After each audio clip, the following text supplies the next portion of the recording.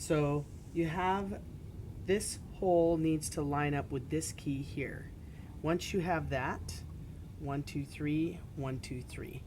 And the pinky is going to be on this end piece.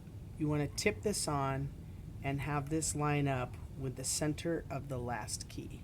And that's where your pinky goes. Then 3, 2, 1. And then 1, skip a key, 2, 3, and this pinky goes here.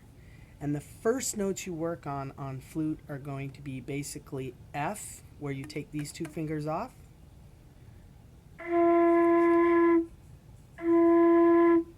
and B flat, where you take these two off also.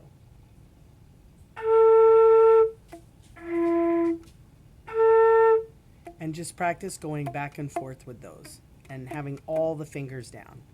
Thumb on the back here, C shape, and pinky here with the thumb holding it up.